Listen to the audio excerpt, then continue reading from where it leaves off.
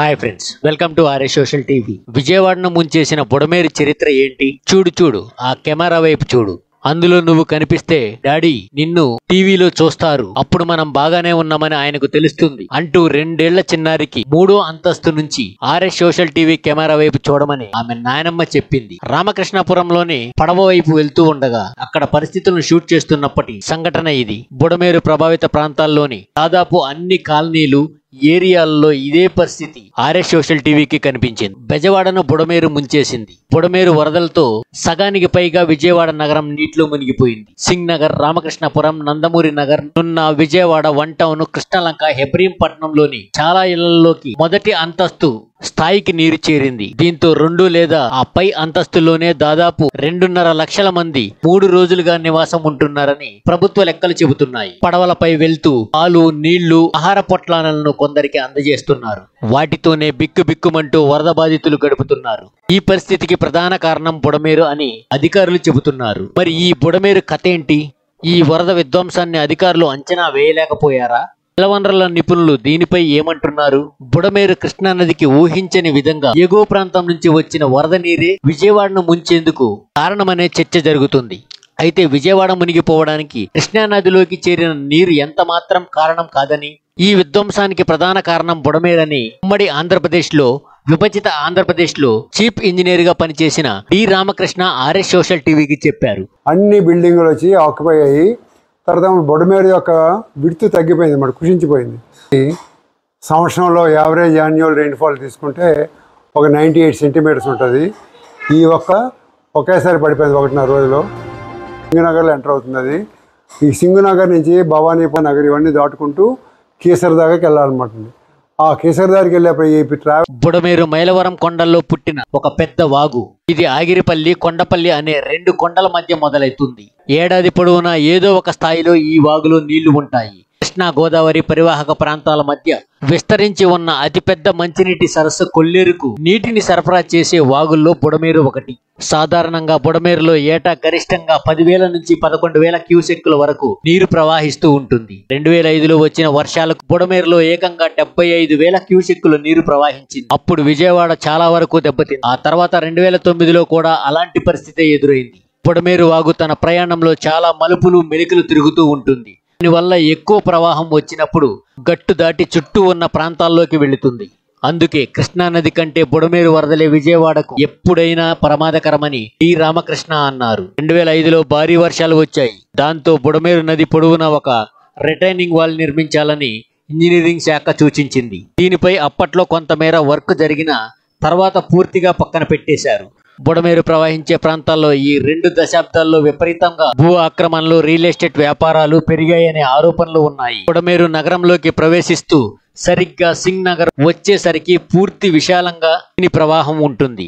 అయితే ఇక్కడే విపరీతమైన ఆక్రమణలు జరిగాయని, దీంతో బుడమేరు ప్రవాహానికి అడ్డుకట్ట పడినట్లు అయిందని రామకృష్ణ వివరించారు. బుడమేరు ప్రవహించే చాలా భాగం ఆక్రమణలకు గురైందని, ఇప్పుడు భారీ వర్షాలు కురవడంతో పైనుంచి వచ్చిన వరద నీరు ఆ ఆక్రమణలను ముంచేసిందని రామకృష్ణ చెప్పారు. నెక్స్ట్ 30-31 తేదీల్లో విజయవాడ, గుంటూరు పరిసరాల్లో రికార్డు స్థాయిలో వర్షపాతం నమోదైంది. గత 20 నుంచి 25 ఏళ్లలో ఇప్పుడు ఇంత వర్షపాతం చూడలేదని, కేవలం 36 గంటల్లో 26 సెంటీమీటర్ల పైగా వర్షపాతం నమోదైందని, స్థాయి వర్షం విజయవాడ నగరాన్ని తట్టుకోలేకపోయిందని డి రామకృష్ణ చెప్పారు. ఆ వర్షాన్ని అటు ప్రజలు, ఇటు అధికారులు పెద్దగా పట్టించుకోనట్లుంది.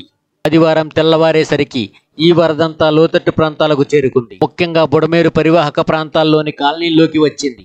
ఇది ఒక్కో అడుగు పెరుగుతూ మెల్లగా 5-6 అడుగులకు పెరిగి ఇళ్లలోకి చేరింది. ప్రజలు గమనించే లోపే అంతా జరిగిపోయింది. దీంతో ముంపుకు గురైన ప్రాంతాల్లోని ప్రజలెవ్వరూ బయటికి రాలేకపోయారు. నగర్, జక్కంపూడి కాలనీ, రాజేశ్వరిపేట, అరుణోదయ కాలనీ, నున్న ఇలాంటి ప్రాంతాలన్నీ ముంపుకు గురయ్యాయి.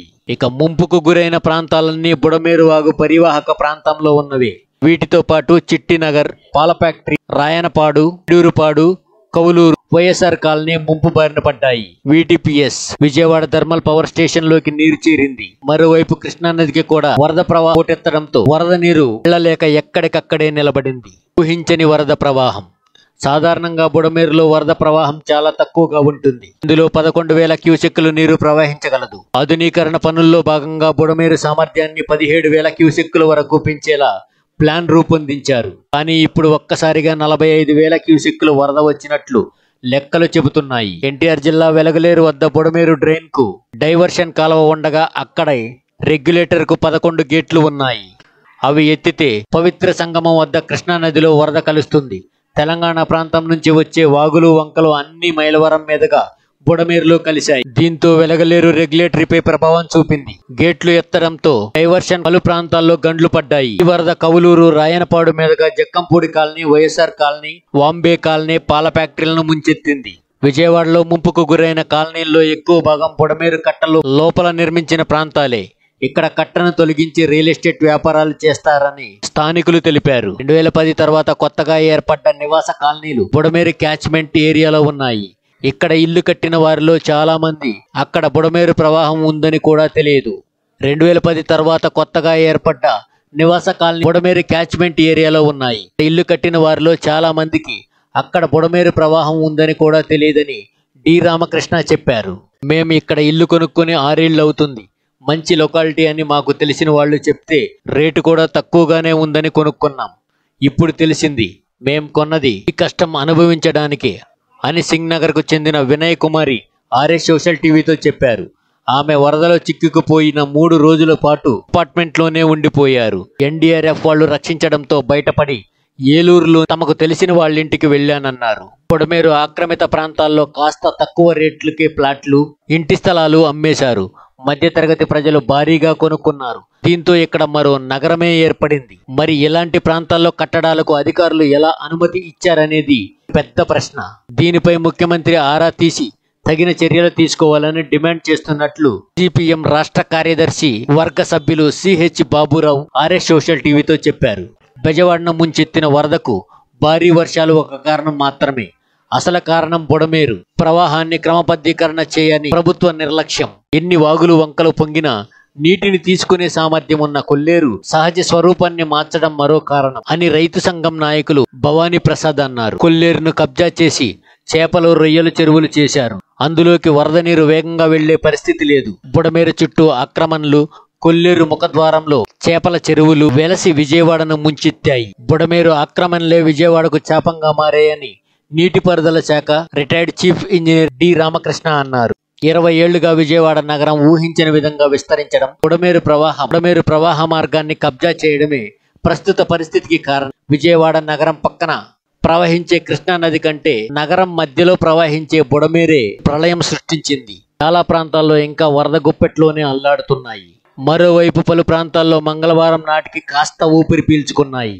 నీటి మట్టం కొద్దిగా తగ్గడంతో వరద బాధితులు పెద్ద సంఖ్యలో బయటకొచ్చారు. వారంతా ఇతర ప్రాంతాల్లోని బంధువుల ఇళ్లకు వెళుతున్నారు. ఇంకా రామకృష్ణాపురం, అరుణోదయ నగర్ వంటి వరద నీరు నిలిచే ఉంది. కాలనీల్లో రాకపోకలు సాగించాలంటే పడవ వాడాల్సి ఉంటుంది. కొన్ని చోట్లకు పడవలు కూడా వెళ్లలేకపోవడంతో స్వచ్ఛందంగా యువకులే తమ వారిని రక్షించుకునేందుకు ట్యూబ్లను కొనుగోలు చేసి వాటి ద్వారా నేట మునిగిన కాలనీల్లోకి వెళ్తూ తమ వారిని బయటకు తీసుకొని వస్తున్నారు. కొన్ని చోట్లకు పడవల్లో వెళ్లేందుకు సైతం సాహసం చేయలేకపోతున్నారు. దీంతో ఆ ప్రాంతాల్లోని ప్రజలు ఆహారం, పానీయాలు అందడం లేదు. దీంతో స్థానికులే కాళ్లు కట్టుకొని ఒకరికి ఒకరు ఆహారం, మందులు అందించుకుంటున్నారు. 2 రోజుల్లో సాధారణ పరిస్థితులు నెలకొంటాయని అధికారులు చెబుతున్నారు.